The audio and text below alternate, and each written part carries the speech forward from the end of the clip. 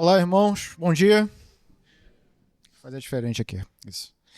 Graça e paz sejam com todos. Amém? Graças a Deus, temos a oportunidade de estarmos reunidos mais uma vez em um culto público, diante do nosso Deus, louvando ao nosso Deus, e agora, irmãos, diante da sua palavra.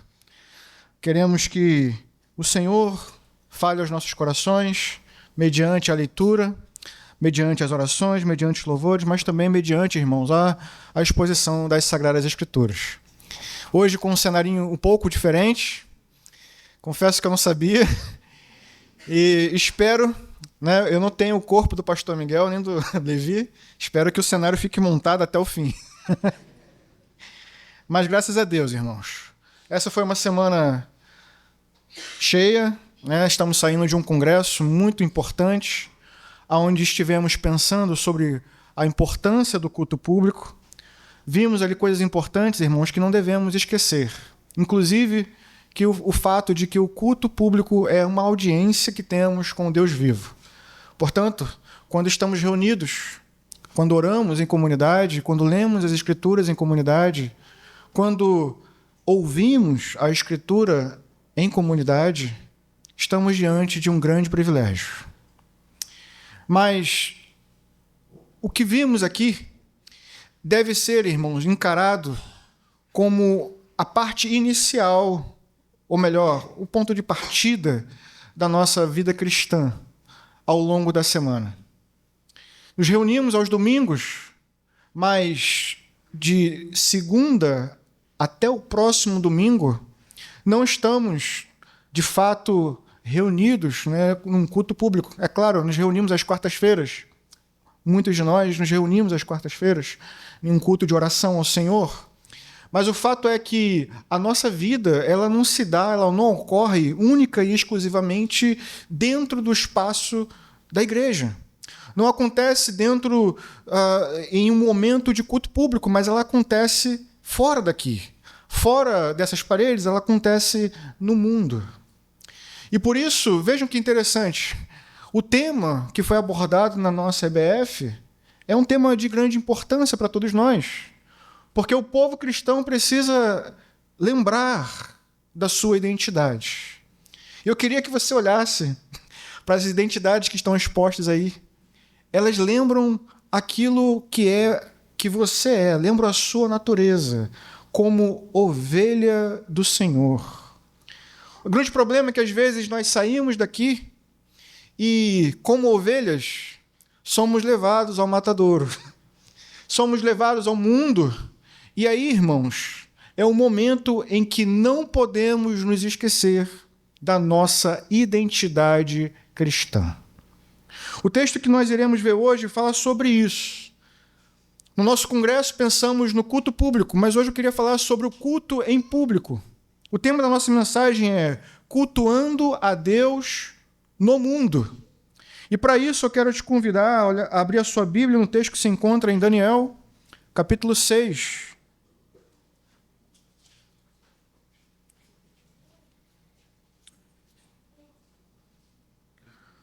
Hoje nós vamos fazer uma coisa que, de certa forma, temos muito cuidado ao fazer, irmãos, que é olhar para algum personagem da história bíblica como um herói, como um exemplo a ser seguido.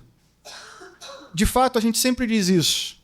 Todos esses homens fiéis ainda eram homens como nós, sujeitos às mesmas paixões que nós, homens como nós, com pés de barro. Por isso, com certeza, nenhum deles é considerado o exemplo perfeito.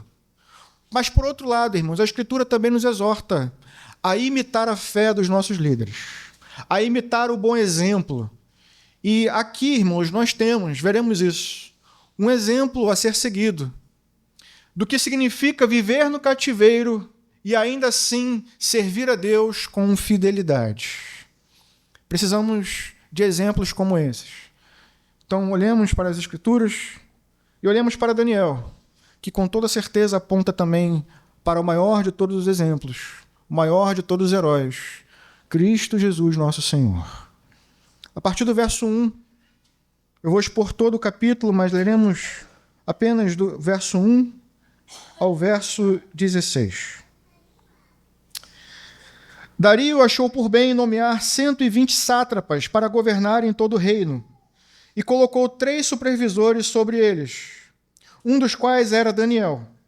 Os sátrapas tinham que prestar contas a eles para que o rei não sofresse nenhuma perda. Ora, Daniel se destacou tanto entre os supervisores e os sátrapas, por suas grandes qualidades, que o rei planejava colocá-lo à frente do governo de todo o império. Versículo 4. Diante disso, os supervisores e os sátrapas procuraram motivos para acusar Daniel em sua administração governamental, mas nada conseguiram. Não puderam achar nele falta alguma, pois ele era fiel, não era desonesto, nem era negligente. Finalmente, esses homens disseram: jamais encontraremos algum motivo para acusar esse Daniel, a menos que seja algo relacionado com a lei do Deus dele. E assim, os supervisores e os sátrapas, de comum acordo, foram falar com o rei. Ó rei Dário, vive para sempre. Todos os supervisores reais, os prefeitos, os sátrapas, os conselheiros e os governadores concordaram que o rei deve emitir um decreto ordenando que todo aquele que orar a qualquer deus ou a qualquer homem nos próximos 30 dias, exceto a ti, ó rei, seja atirado na cova dos leões. Agora, ó rei, emite o decreto e assina-o para que não seja alterado, conforme a lei dos medos e dos persas, que não pode ser revogada. E o rei Dário assinou o decreto. Quando Daniel soube que o decreto tinha sido publicado, foi para casa, para o seu quarto, no andar de cima, onde as janelas davam para Jerusalém. E ali fez o que costumava fazer. 3 vezes por dia, ele se ajoelhava e orava, agradecendo ao seu Deus. Então aqueles homens foram investigar e encontraram Daniel orando, pedindo ajuda a Deus. E foram logo falar com o rei acerca do decreto real. Tu não publicaste um decreto ordenando que nesses 30 dias todo aquele que fizer algum pedido a qualquer deus ou a qualquer homem, exceto a ti, ó rei, será lançado na cova dos leões? O rei respondeu: o decreto está em vigor, conforme a lei dos medos e dos persas, que não pode ser revogada. Então disseram ao rei: Daniel, um dos exilados de Judá, não te dá ouvidos, ó rei, nem ao decreto que assinaste. Ele continua orando 3 vezes por dia. Quando o rei ouviu isso, ficou contrariado e decidiu salvar Daniel. Até o pôr do sol fez o possível para livrá-lo. Mas os homens lhe disseram: lembra-te, ó rei, de que, segundo a lei dos medos e dos persas, nenhum decreto ou edito do rei pode ser modificado. Então o rei deu ordens, e eles trouxeram Daniel e o jogaram na cova dos leões. O rei, porém, disse a Daniel que o seu Deus, a quem você serve continuamente, o livre. Amém. Irmãos, o capítulo 6 do livro de Daniel, ele nos coloca diante de um contexto político inteiramente novo. O povo que estava vivendo no exílio viu a Babilônia conquistar Jerusalém e foi levado para o cativeiro quando a Babilônia, o império da Babilônia, ainda estava no poder. Mas os anos passaram, a Babilônia caiu e já não existia mais. Agora um novo império estava surgindo, o Império Medo-Persa. E o rei da vez era o rei Dario. E o texto começa nos mostrando, irmãos, algo que é relativamente comum. Sempre que vemos uma nova autoridade, um novo governo assumindo o poder. O texto começa mostrando algumas medidas administrativas que o rei Dario tomou para reorganizar toda a estrutura administrativa do reino. E o texto é muito claro em dizer qual era o objetivo disso. Era para evitar que o rei sofresse algum dano, né? E aí o termo é amplo. Inclui, talvez, motins, rebeliões que pudessem estourar no meio do reino, mas também inclui, irmãos, desvios causados por corrupção e também dinheiro mal investido, recursos mal investidos, todo tipo de dano, né? É para isso que o rei decidiu nomear 120 oficiais, sátrapas, que agiriam em todo o império como verdadeiros governadores, né? Prefeitos. E esses 120 sátrapas espalhados por todo o reino, esses prefeitos, prestariam contas a 3 governadores gerais. E esses governadores gerais prestariam contas diretamente ao rei. Tudo normal. Questões administrativas. A grande questão que surge é que o rei pensou, irmãos, de uma maneira que surpreendeu a todos, e deve surpreender a gente também. Ele pensou em nomear Daniel, irmãos, para ocupar uma posição num alto escalão do governo do Império Medo-Persa. Por que eu digo Daniel, né, com essa ênfase? Porque, irmãos, Daniel não era um persa. Daniel era um judeu, vivendo, lembre-se disso, vivendo como um escravo na Babilônia. Daniel era um judeu exilado, vivendo na Babilônia. E mais, ele era um homem que a essa altura já tinha aproximadamente 80 anos de idade. Quem cogitaria levar um homem nessas condições, um servo, um escravo, um homem já com idade avançada, quase aposentado? Nada contra os aposentados. Mas, irmãos, era um dos cargos mais altos do Império Medo-Persa. E Daniel estava sendo cogitado para essa posição. E aí a gente precisa se perguntar, por que o rei tinha Daniel em sua mente? Por que ele considerava fazer de Daniel um dos homens mais poderosos de todo o seu império? O que havia, meu Deus, de tão especial em Daniel? O que havia, irmãos, de tão especial em Daniel? Bem, o versículo 3 nos ajuda a entender um pouquinho sobre isso. O texto diz: ora, Daniel se destacou tanto entre os supervisores e sátrapas por suas... Que, irmão, que diz o texto? Grandes qualidades. É assim que a NVI, irmãos, traduziu uma expressão em aramaico que eu preciso fazer menção dela no original, para a gente entender. Porque o rei olhou para Daniel de uma forma diferenciada. O texto diz, ora, por causa das suas grandes qualidades. Mas quando a gente olha para o texto original, irmãos, a expressão ali, né, vou me arriscar aqui, né, a expressão no original é yatirwa, que significa espírito excelente. Né? Dependendo da sua versão, é essa expressão que diz. O rei olhou para Daniel de uma forma diferenciada, porque ele se destacou acima dos supervisores e acima dos sátrapas, porque nele havia um espírito excelente. É assim, de uma maneira mais literal, que diz o nosso texto. E de fato, irmãos, quando olhamos para o versículo 4, a conclusão dos homens, conseguimos entender como esse espírito excelente se manifestava na vida de Daniel.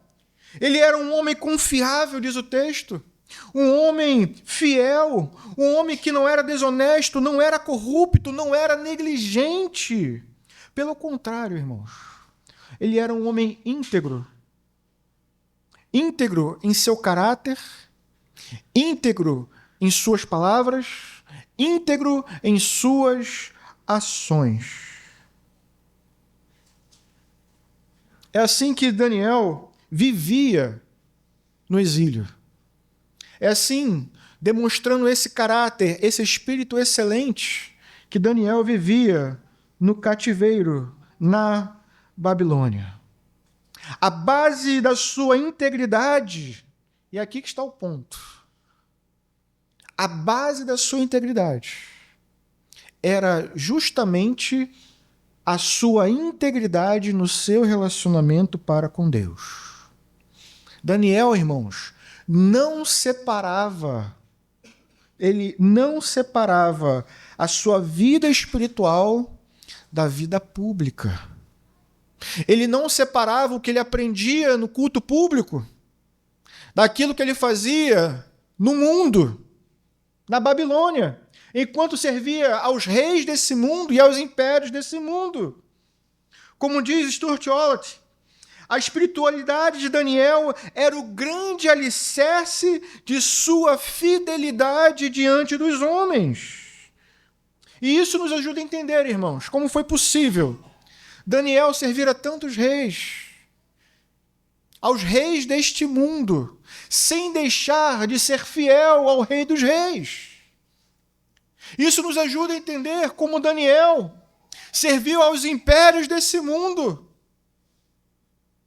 sem se contaminar, sem se corromper, sem esquecer a sua identidade como cidadão do reino de Deus. É isso que nos ajuda a entender como foi possível Daniel interagir com a cultura do mundo, sem se contaminar com essa cultura. Daniel estava na Babilônia, mas não foi moldado pelos valores da Babilônia. Isso precisa estar claro aos seus olhos. A primeira coisa que eu quero chamar a sua atenção é isso. Aprenda a viver na Babilônia como um peregrino. Aprenda a viver no mundo sem esquecer a sua identidade, sem esquecer que você não pertence a esse mundo, que essa não é a sua casa, mas que aqui estamos todos nós em um grande cativeiro, aguardando o dia da promessa, em que retornaremos para a nossa verdadeira pátria. Não podemos nos esquecer disso. Foi dessa forma que Daniel viveu naquela terra estranha, irmãos. E vejam, dessa forma, Daniel estava sendo exemplo para todo o povo que estava vivendo no cativeiro. E dessa forma, Daniel nos exorta a viver na cultura sem fazer parte dela. Essa, irmãos, é uma questão que não deveria ser delicada. Mas, infelizmente, a gente percebe, sempre que a gente trata dessas questões culturais, a gente percebe que a igreja continua tendo dificuldade de entender como interagir com a cultura. A gente viu isso, inclusive, nas perguntas do nosso congresso.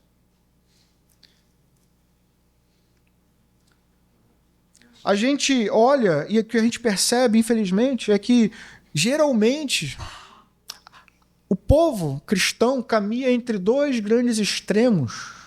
Né? Um desses extremos, o reverendo Heber Campos Júnior, ele vai chamar de ética gnóstica. Ou seja, um desses extremos é olhar para tudo aquilo que não consideramos como espiritual e considerar tudo como impuro, considerar tudo como algo indigno, algo com o qual não devemos interagir. Tudo é demonizado. Tudo que não acontece dentro da igreja é do diabo. Esse é um extremo, irmãos, pelo qual nós não devemos caminhar.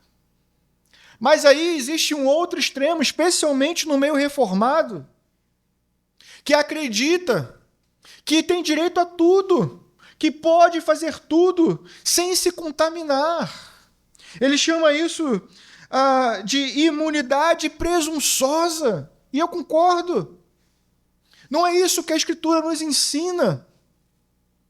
O que ela diz é que nós devemos ter bom senso, precisamos aprender a discernir, reter o que é bom, e não em nome de uma maturidade cristã, de uma liberdade cristã, viver no mundo como se nada ali fosse prejudicar a nossa vida ou o nosso relacionamento com Deus. São dois extremos que nós precisamos evitar.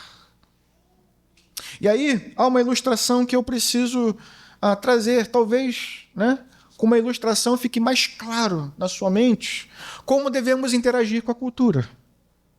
Há uma ilustração muito legal sobre a canoa. A canoa na lagoa. Eu queria que você lembrasse dessa história sempre que você pensasse na sua interação com a cultura. A canoa, irmãos, ela foi criada para ficar na lagoa. Ela cumpre o seu propósito quando ela é levada na lagoa. E na lagoa, irmãos, ela está em contato com a água. Ela está cercada pela água. E não há nenhum problema quando ela está em contato com a água e interagindo com a água. O problema é quando a água que está fora da canoa começa a entrar na lagoa. Melhor, na canoa. O problema é quando a água começa a entrar. E entenda a canoa aqui, irmãos, como a sua mente e o seu coração. O problema não é o contato. Jesus falou, não os peço que os tires do mundo. O problema não é o fato de você estar no mundo, onde todas essas coisas de alguma forma entram em contato com você. Você não tem como você se isolar disso. O problema é quando essas coisas começam a entrar. Quando elas começam a dominar a sua forma de pensar, de agir. É nesse momento que a canoa começa a perder o poder de flutuar. É nesse momento que ela começa a correr o risco de afundar. Então, precisamos ter cautela de não caminhar nos extremos. Mas precisamos, irmãos, a partir das Escrituras, aprender a discernir o que pode e o que não pode, o que convém e o que não convém na nossa vida cristã. Amém? Amém. Então, em nome de Cristo, aprenda a viver na Babilônia, sem se tornar um cidadão da Babilônia. Viva como um peregrino e não se esqueça da sua identidade. Romanos 12 nos lembra como fazer isso. Não vos amoldeis ao mundo, mas transformai-vos pela renovação da vossa mente. Semana passada, alguém mencionou aqui Colossenses, e eu trago de novo. Colossenses 2, versículo 6, se não me engano, vai dizer o quê? Uma vez que vocês foram alcançados por Cristo, continuem a viver nele, enraizados e edificados nele. Colossenses 3 já abre dizendo a mesma coisa. Pensem nas coisas que são do alto, aonde Cristo está assentado à direita do Pai. Busquem as coisas que são do alto e não as coisas terrenas. O versículo 16 vai dizer, habite ricamente em vocês a palavra de Cristo. Habite em vocês a palavra de Cristo. Falem, aconselhem-se uns aos outros com toda a sabedoria. Cantem salmos, hinos e cânticos espirituais. Tudo o que fizerem, diz o texto, tudo o que fizerem, façam em nome de Cristo, por meio de Cristo. Façam com que para o Senhor, dando a Ele graças por meio de Cristo. É assim, irmãos, que nós devemos viver no mundo, viver na Babilônia. Se você quer aprender a discernir o que pode e o que não pode, como interagir, encha-se da palavra de Cristo, até a sua mente ser moldada ao caráter de Cristo. E aí sim você vai ter discernimento de como proceder. Bem, acho que eu me alonguei um pouco demais aqui, mas eu espero que tenhamos entendido. Daniel viveu com integridade, com um caráter irrepreensível na Babilônia. Mas, em segundo lugar, ele viveu também, irmãos, com fidelidade inabalável. A partir do verso 4, nós lemos isso. O texto mostra, irmãos, claramente que a indicação de Daniel não agradou a todos, né? Daniel, como supervisor, não foi uma coisa vista com bons olhos pelos persas. Talvez, irmãos, por inveja, talvez por desejo de poder, talvez porque o caráter dele era tão íntegro que impediria que as coisas obscuras que ocorrem nas administrações públicas se manifestassem livremente. Talvez o caráter íntegro de Daniel fosse um empecilho para todo tipo de corrupção que ele certamente encontraria no reino, no Império Medo-Persa. Mas vejam que quando a Escritura fala de Daniel sendo rejeitado, quando a Escritura fala da oposição que se levantou contra ele, o que fica muito claro, e não há dúvida sobre isso, é que ele não enfrentou oposição porque fez algo de errado. Ele enfrentou oposição apesar de não ter feito nada de errado. Ele enfrentou oposição apesar da sua conduta ser íntegra, ser reta, ser coerente com a sua identidade como parte do povo de Deus. O texto deixa isso muito claro. Eles vasculharam a vida de Daniel e, mesmo assim, diz o texto, não encontraram nada que pudessem usar para desqualificar Daniel. Rapidinho. Pense na sua vida agora. Será que estamos tão tranquilos assim também? Se vasculhassem as nossas vidas, se cavassem fundo procurando alguma alçada, será que encontrariam algo em nós que pudesse nos acusar e nos desqualificar? Pensemos nisso. E humildemente sigamos em frente. Veja, eles disseram, versículo 5, a menos... Jamais encontraremos algum motivo de acusar esse Daniel. A menos, irmãos, que seja algo relacionado com a lei do seu Deus. Isso é impressionante. A única coisa que eles encontraram para acusar Daniel, o ponto fraco de Daniel, se é que a gente pode dizer isso, era o seu amor por Deus. O ponto fraco de Daniel, a maior fraqueza de Daniel, era a sua fidelidade para com Deus. Eles tinham tanta certeza disso, que pensaram em elaborar uma lei que fizesse com que a lei de Deus entrasse em atrito com a lei dos homens. Esse era o grande plano deles. Tentaram incriminar Daniel, procurando uma forma de fazer com que a lei de Deus entrasse em conflito com a lei do Estado. Então formularam a lei. Por 30 dias, ninguém poderia orar a Deus. Por 30 dias, ninguém poderia fazer súplicas a Deus ou a qualquer outro homem, irmãos. Toda súplica, todas as orações deveriam ser direcionadas ao rei.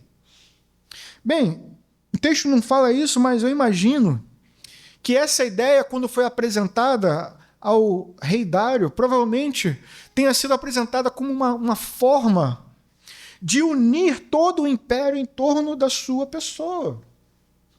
Uma forma de unir esse reino recém-formado, esse rei que estava assumindo o governo, né? Fazer com que as coisas realmente girassem em torno dele. E é claro, irmãos, que isso mexe com o ego dos homens. Mas veja, essa é a tese. Mas por trás disso, havia um objetivo muito claro, de fazer com que Daniel desobedecesse essa lei. Porque vejam, irmãos, a grande questão na proposta dessa lei é que Dário não seria apenas o homem mais importante do império. Ele também seria o único Deus.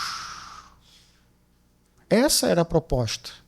Colocar Dário, um simples mortal, como alguém que era digno das orações de todo o império. O único, diga-se de passagem, o único. Ele não seria apenas o homem mais importante, mas também um único Deus. Agora pense, considere a gravidade da questão. E pense por um momento, o que você faria nessa situação? O que você faria diante do risco de perder o emprego por causa da sua fé? O que você faria diante do risco de ser maltratado por causa da fidelidade a Deus? O que você faria, irmão, se a sua vida estivesse em risco por causa da sua fidelidade a Deus? E se um decreto como esse surgisse hoje, impedindo o culto público? Proibindo não é a palavra da moda, né? Regulamentando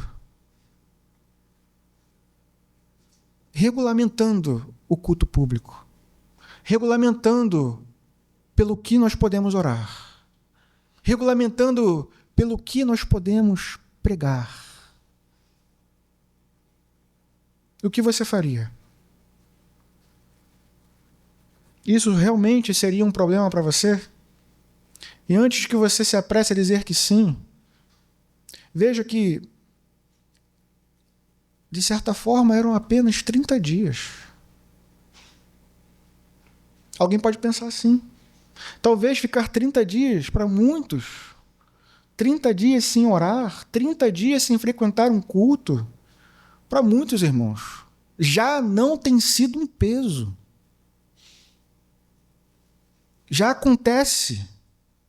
Já abandonaram os cultos. Já abandonaram as orações. Não precisa haver decreto. Já esqueceram a identidade. Já se tornaram cidadão do mundo. Parte da Babilônia. Ou pelo menos é o que parece. Não precisa haver decreto. Mas vejam, irmãos, esse é o nosso chamado. Permanecermos íntegros diante de Deus, diante do corpo de Cristo, mas também no mundo, a fim de que o nosso testemunho continue sendo aprovado diante de Deus. É isso que Daniel tem nos mostrado aqui. Vejam o que foi que Daniel fez depois que o decreto foi assinado. Versículo 10. Daniel soube que o decreto tinha sido publicado. Foi para casa, para o seu quarto, no andar de cima, onde as janelas davam para Jerusalém. Pausa aqui. Irmãos, Daniel estava na Babilônia, mas não esqueceu da direção. Ele sabia em que direção estava a sua terra. Às vezes o nosso problema, irmãos, é que até mesmo quando vamos orar, oramos com os olhos voltados para a Babilônia, buscando as coisas da Babilônia, e não as coisas do alto onde Cristo está. Buscamos as mesmas coisas que os babilônios estão buscando.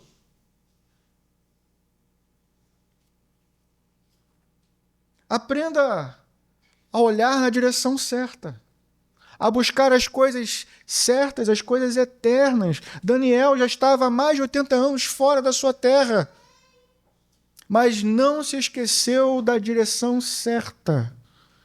Ele orava com as janelas abertas em direção a Jerusalém. Faz diferença quando você ora buscando a Babilônia ou buscando o reino de Deus. Daniel foi para o seu quarto, diz o texto, com as janelas abertas voltadas para Jerusalém. Aliás, lembre-se disso, havia uma promessa de que mesmo no exílio, quando o povo de Deus orasse voltado para o local do templo, Deus poderia ouvir e libertar o seu povo. Veremos isso mais à frente.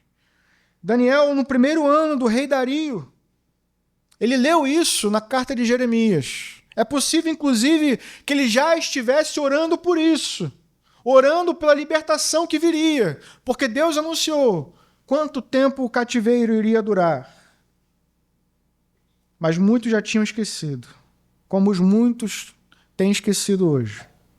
Vejam, o texto diz, 3 vezes por dia ele não apenas orou, 3 vezes por dia orava, se ajoelhava e orava.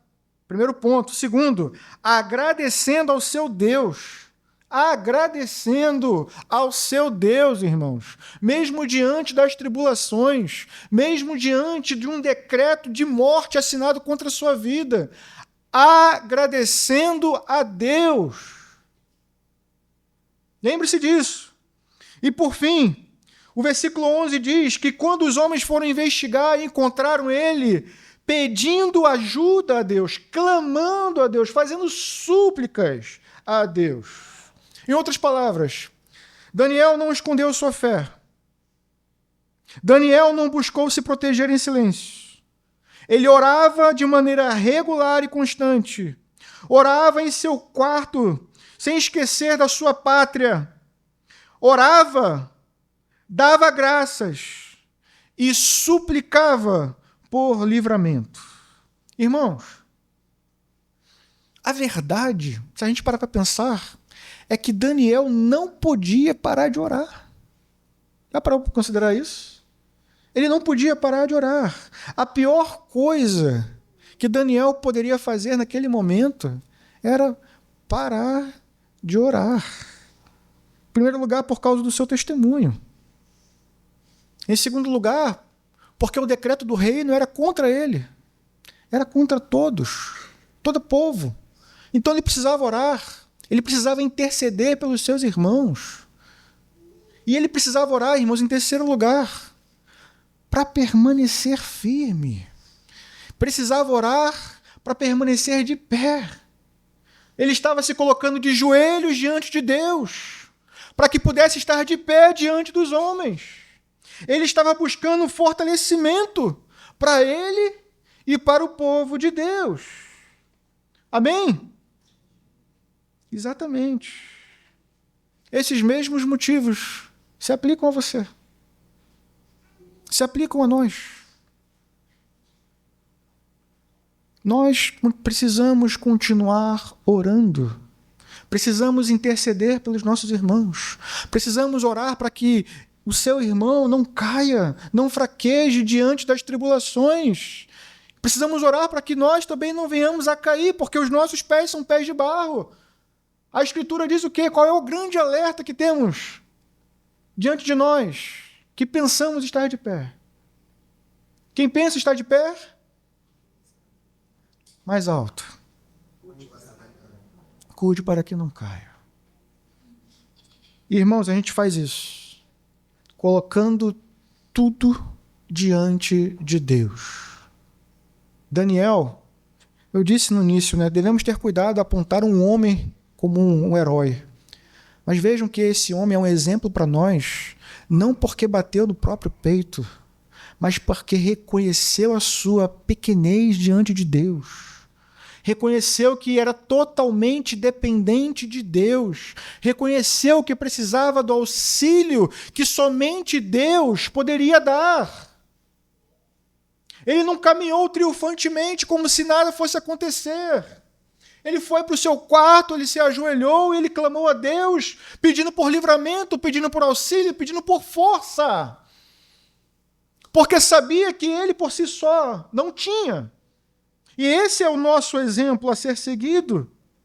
Olha o que a Escritura diz em Efésios 6,18. Orem no Espírito, quando? Em todas as ocasiões, com toda oração e súplica. Ele vai dizer, tendo isso em mente, estejam atentos, perseverem na oração por todos os santos. Entendeu esse versículo? Vou repetir. Orem no Espírito em todas as ocasiões, com oração e súplica. E aí ele diz, sabe o que, irmãos? Tendo isso em mente. Tendo o que em mente, irmãos? Tendo o que em mente? Sabe qual é o contexto que Paulo diz isso? É quando ele está falando das batalhas da vida cristã. É quando ele está falando do inimigo querendo tragar o povo de Deus. É quando ele diz que o povo de Deus não está lutando contra carne e sangue, mas contra forças espirituais, contra autoridades que reinam nesse mundo. É no mesmo contexto em que ele diz que o povo de Deus precisa se armar com as armaduras de Deus. É nesse contexto que ele diz também, orem no Espírito em todas as ocasiões. Estejam atentos e perseverem. Sabe o que acontece quando o povo de Deus faz isso? Sabe o que acontece quando o povo de Deus ora, irmão? Sabe? Deus ouve.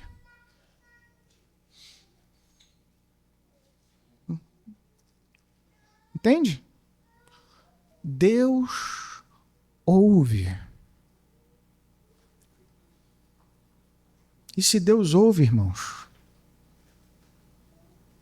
Se Deus ouve, isso deve fazer diferença na forma como lidamos com as coisas.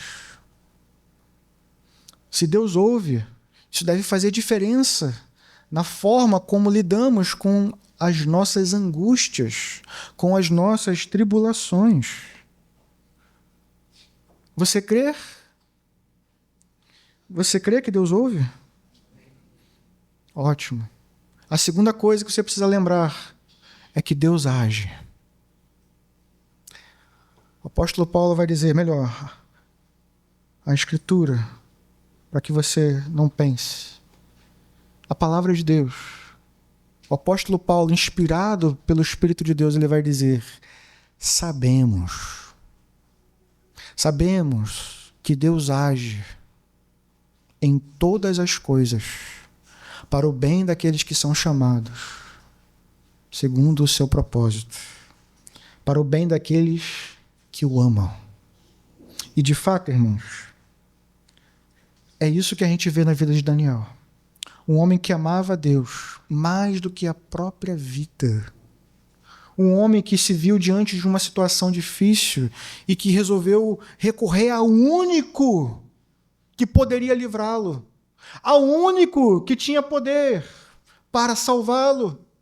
Se pôs de joelhos diante do Altíssimo, diante do trono daquele que reina de eternidade em eternidade, o Criador dos céus e da terra, e humildemente clamou, pediu por misericórdia, pediu por uma intervenção da parte de Deus, orou, e pela fé sabemos que Deus ouviu, orou, e pela fé sabemos que Deus responderia às suas orações. E a questão, irmãos, é que ele responde todas as orações do seu povo. O salmista diz isso de uma forma linda e bela, quando diz que do seu alto trono Deus inclina os seus ouvidos para ouvir a oração do seu povo. Então, que você clame, que você ore, mas faça isso com fé, sabendo que Ele está ouvindo e que Ele vai responder. Então, seja sim ou seja não. O fato é, sabemos que Deus age em todas as coisas para o bem daqueles que o amam, fazendo com que elas cooperem para o seu bem. Essa é uma verdade que nós devemos agarrar e viver de acordo com ela. Você crê nisso? Ótimo. Então, por que muitos de vocês estão ansiosos? Por que muitos de vocês estão preocupados com o dia de amanhã? Por que estão preocupados com o que vão comer, com o que vão vestir? se de fato acreditam que Deus está assentado no trono, de que Ele não perdeu o controle, mas está fazendo com que cada coisa, cada ponto, cada vírgula na sua história coopere para o seu bem. O apóstolo Paulo disse: sabemos. E se sabemos, irmãos, isso deve mudar a nossa forma de viver. Deve impactar, deve transformar a forma como caminhamos diante dos homens. Veja como isso impacta a vida de Daniel. Veja o que o próprio Cristo diz para você. No Sermão do Monte, um sermão direcionado aos discípulos, ele diz: não se preocupem. Não se preocupem com sua própria vida, quanto ao que comer, ao que beber, nem com seu próprio corpo, quanto ao que vestir. Versículo 31, não se preocupem, ele diz outra vez, dizendo o que vamos comer, o que vamos beber, o que vamos vestir. Ao invés disso, ele diz: busquem, pois, em primeiro lugar o reino de Deus e a sua justiça. E eis a promessa: todas as coisas lhe serão acrescentadas. Portanto, não se preocupem com o amanhã. Se cremos, se dizemos amém, precisamos então caminhar nesse mundo com essa confiança. Precisamos caminhar nesse mundo não como eles, mas como um povo que tem um Deus vivo. E com essa confiança, irmãos, enfrentemos o dia de hoje, confiantes que hoje e amanhã Deus permanece ao lado do seu povo. Filipenses 4 deve estar na sua memória. Não andem ansiosos por coisa alguma, mas em tudo, pela oração e súplicas, súplicas e com ações de graças, apresentem seus pedidos a Deus. Irmãos, oração, súplica e ação de graças. Os mesmos 3 elementos que vemos em Daniel. Ele estava orando, diz o texto. Ele estava dando graças, diz o texto. E os seus inimigos encontraram ele suplicando a Deus. E sabe o que acontece em seguida? Exatamente o que a carta aos Filipenses diz. Orem em tudo, com oração e súplicas e com ações de graças, apresentem seus pedidos a Deus. E a paz de Deus, que excede todo entendimento, guardará o coração e a mente de vocês em Cristo Jesus. Antes de ir aos médicos, lembre-se disso.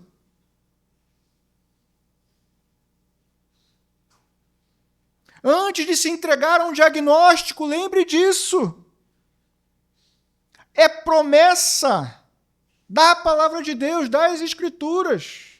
Paz na mente, paz no coração, e é a paz de Deus, irmãos. É a paz de Deus. O problema nosso é caminhar diante do mundo enquanto deixamos de orar, enquanto deixamos de confiar nesse Deus, enquanto deixamos de suplicar e também enquanto deixamos de dar graças, porque dar graças é um ato de fé. Dar graças no meio da tribulação é crer que Deus está sim no controle. Quando fazemos essas coisas, lembramos que Deus está sentado no trono. O nosso Deus, nosso Pai, que nos ama mais do que os nossos pais terrenos. Um amor perfeito, eterno, leal. Um amor misericordioso, que é apesar de nós. Veja, me perdoe o tempo, mas eu vou avançar um pouquinho. Quando Daniel faz isso, ele é transformado de tal forma, irmãos, que ele pode encarar até mesmo a cova dos leões com confiança. É isso que diz o texto. Eu queria que você me acompanhasse a partir do verso 12.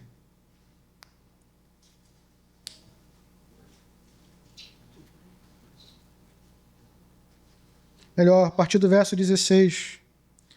Então o rei deu ordens e trouxeram Daniel e o jogaram na cova dos leões.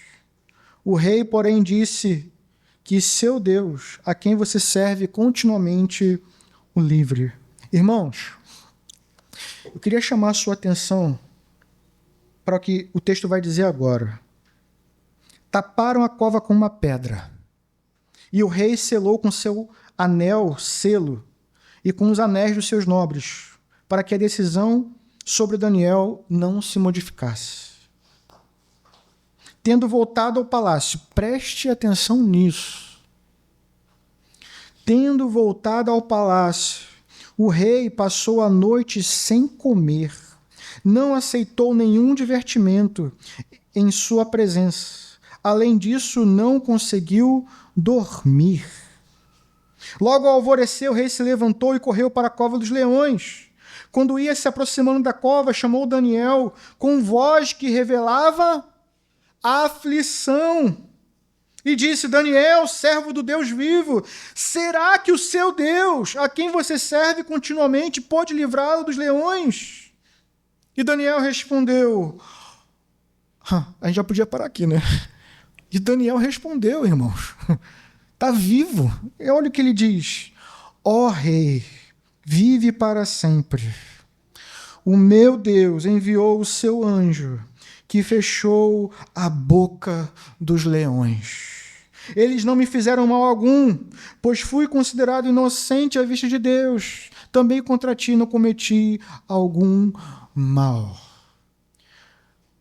Eu queria chamar a sua atenção aqui. Isso não pode passar desapercebido, porque o texto está colocando algo impressionante diante de nós. E eu não estou falando, em primeiro lugar, né, do que chama a nossa atenção, que é o fato de que Daniel foi, sim, liberto da cova dos leões. Eu quero chamar a sua atenção para algo que acontece antes disso. Para esse contraste que existe no estado psicológico, mental, emocional, espiritual. Porque esse é o fato desse rei em oposição à condição espiritual de Daniel. Nós temos um rei, um imperador poderoso, com exércitos, com guardas. Ele está em seu palácio, ele está em sua cama, mas ele não tem paz, ele não come, ele não tem tranquilidade, ele está angustiado, ele está aflito. Mas a gente tem um homem que está na cova dos leões, com uma sentença de morte, e ele está confiante em Deus. Por quê, irmãos? Como isso é possível, irmãos? É porque antes disso, ele estava em seu quarto de joelho, clamando a Deus 3 vezes por dia, com a sua mente voltada para Jerusalém, com a sua mente voltada para o reino de Deus, buscando auxílio que somente Deus poderia dar. Ele apresentou as suas preocupações, não ficou ansioso. Confiou em Deus, orou, deu graças, suplicou, e a promessa se cumpriu. O Deus da paz concedeu paz à sua mente e ao seu coração. E mais do que isso, Deus não apenas fechou a boca dos leões, mas o próprio Cristo se fez presente ali, junto com Daniel. Deus enviou o seu anjo para, no meio da tribulação, livrar os seus servos. É uma promessa que Jesus faz e a gente esquece de estar conosco todos os dias. É difícil conceber a ideia de alguém que realmente crê nessas coisas, mas está sempre titubeando quando surge a adversidade.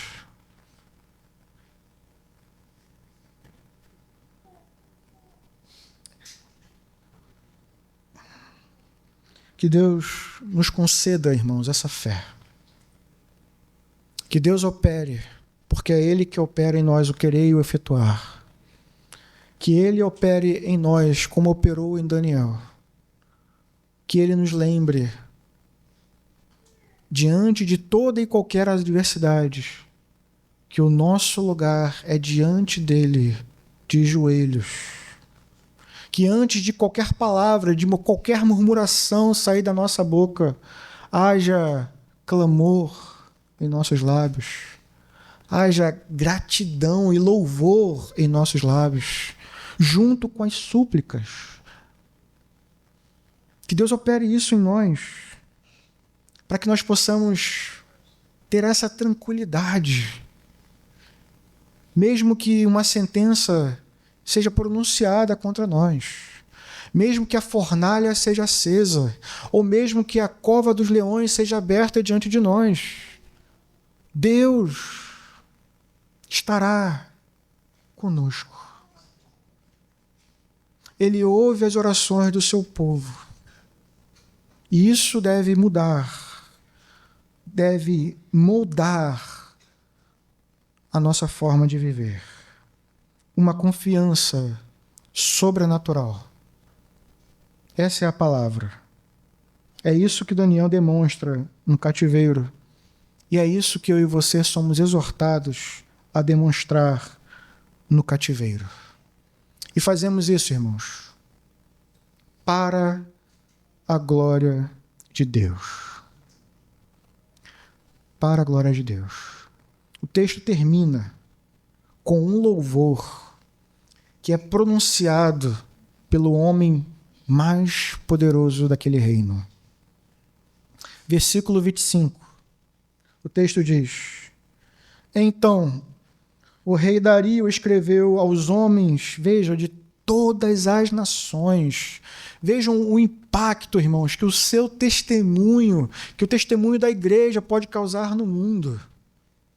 Quando você confia em Deus, olha, ele escreveu aos homens de todas as nações, povos e línguas de toda a terra e disse: paz e prosperidade.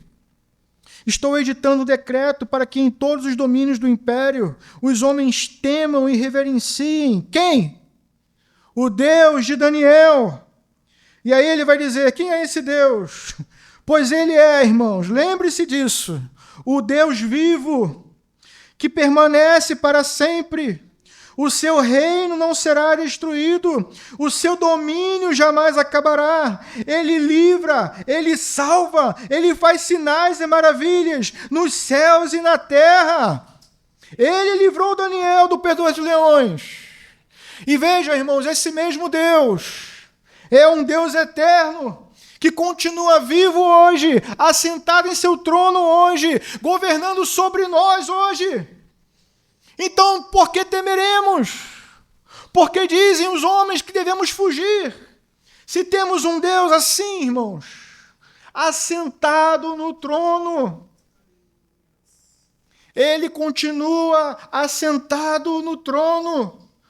Todo o poder está em suas mãos. O domínio está em suas mãos. Nós somos seus servos, somos seus súditos. Olhemos com confiança.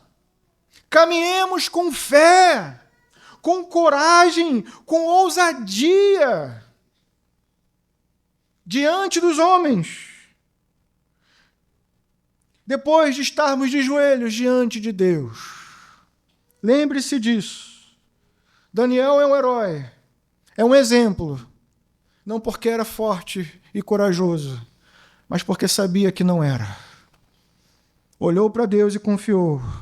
E Deus, que é forte e poderoso, foi o seu auxílio. Um testemunho que exalta a Deus, que é dado a nós pelo próprio Cristo. Ele, irmãos, exemplo maior. Deixou o seu reino, sendo Deus, não usurpou o ser igual a Deus, mas assumiu uma forma de servo e foi exemplo para todos nós. Era plenamente Deus e era plenamente homem. Foi tentado, como nós também somos tentados. E veja, ele prevaleceu.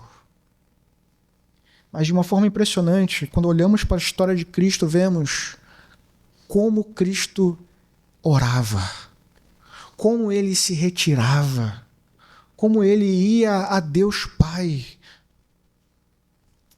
sendo ele Deus, irmãos. E o exemplo, acho que diríamos o ápice, é no Getsêmani, quando havia um decreto de morte já sendo pronunciado contra ele, assim como havia contra Daniel. E o exemplo vem de Cristo. Ele se retira para orar.